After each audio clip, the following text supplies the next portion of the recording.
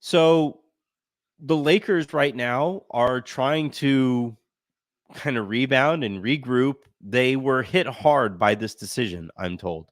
Um, Again, they thought that they had a real chance. They thought, they had confidence in their ability to potentially get Hurley away from UConn. It actually strikes me very similar to the vibes around the organization after Kawhi Leonard spurned them and went to the Clippers.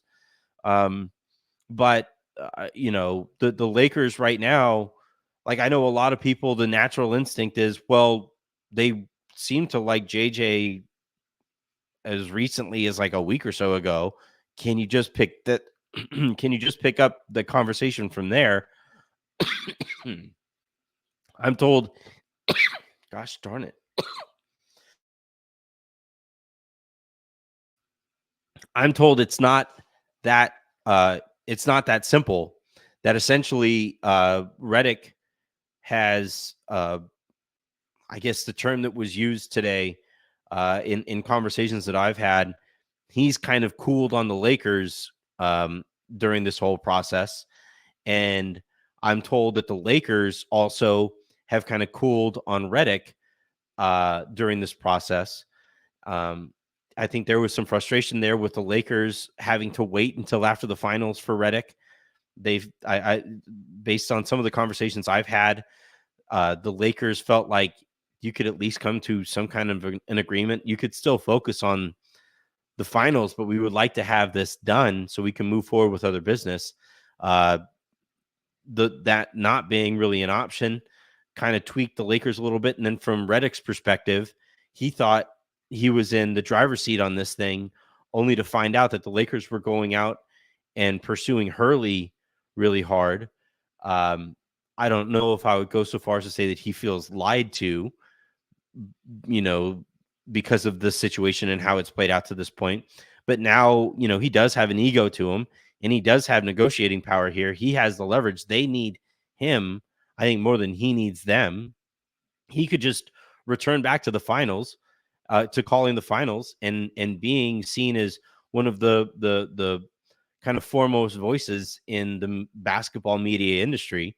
He makes upwards of, millions of bucks from ESPN. He probably brings in more millions of dollars from his podcast and the YouTube page that they have there as well. So he's fine without the Lakers. And he'll also eventually get another offer from somebody else. So he needs the Lakers a lot less than the Lakers seem to need him. That isn't to say that he's going to go and say, like, well, the offer that you just made to Hurley, I'm expecting that. He could try. I don't think the Lakers would match it. And look, like, these things are always changing. They're always evolving. As I'm told right now, it doesn't seem like Redick is really an option, but that could obviously very quickly change depending on how the Lakers reapproach, picking up those conversations with him. So if it isn't JJ, then like you're gonna make Borrego Frank Vogel all over again. I do know that, like, Anthony Davis has vouched for Borrego. It isn't super duper strong. It's not like he's like adamant it has to be Borrego or else I'm going to be pissed. It hasn't gone that far, but he is voiced his preference there, and I think Borrego has his support. Beyond that, though, it's like you pick up conversations with Sam Cassell again. Do you bring Kenny Atkinson back for another interview? Do you resume talks with, say, David Adelman or Mike Nori, who to this point haven't been taken particularly seriously? All of these candidates, by the way, are looking at the Lakers like, what are you guys doing? And that to me feels like one of the bigger takeaways here is the rest of the league is kind of looking at the Lakers like, what the fuck is going on over there? Like, I've been told today, I have it written for Lakers Daily. I was talking to a source today who says that the Lakers job just isn't a very good job. And I know that, like, I've always said that, there are Lakers sources and there are league sources, and there is a very divergent stance on in both of those groups of people and those voices or whatever. But it's hard not to, like, agree at least to a certain extent about the Lakers job. The Lakers lowballed Ty Lue. Dan Hurley, today didn't take that offer. I think the Lakers, again, like, I don't know if I would use lowball as the term, but it's lowball adjacent, what the offer that they made to Dan Hurley. Uh, we saw how they treated Frank Vogel, where he, like, coming off of a win against the Utah Jazz, it was reported that if he didn't win that game, he would have been fired the next day. And then that season ends, and 5 minutes after it ends, he gets fired. He has to answer questions about his firing in his own postseason presser. That was insane. You had Darvin Ham go to the Western Conference Finals, win more games in the following year than he won the prior year, and get fired nonetheless.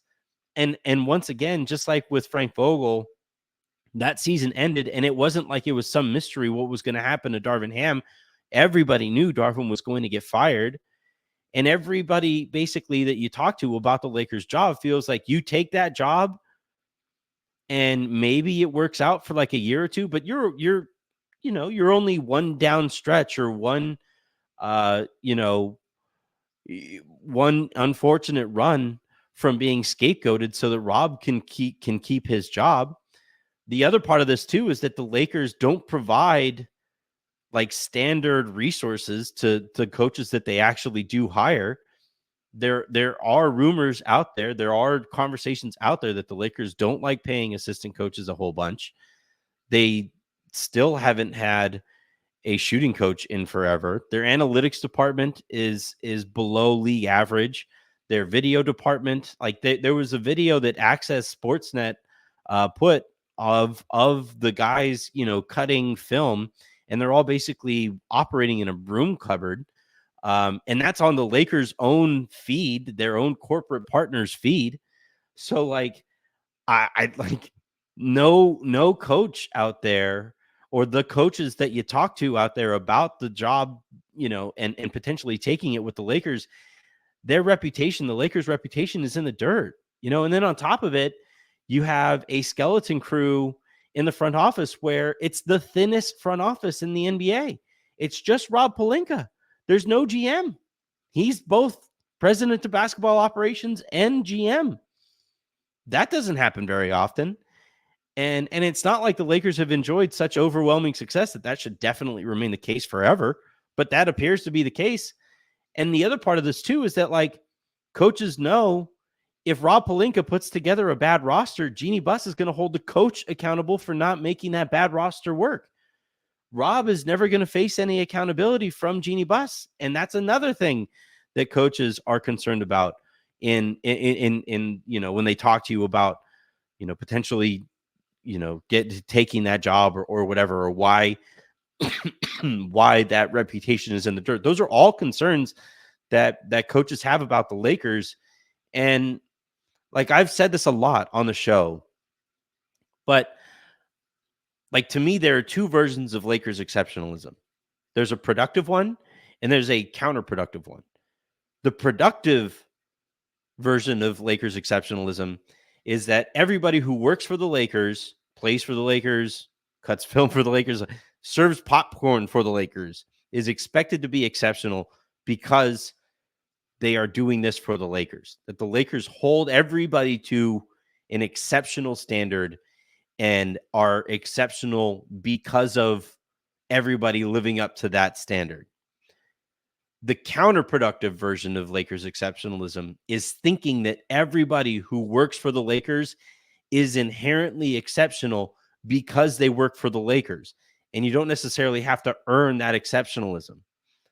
And that is essentially the crux of the conversations that I've had over the course of today, that the Lakers see it as some grand honor getting to coach the Lakers, getting to work for the Lakers, all of those things, when in reality, it's just another job. It's another job that has less security than your average NBA job.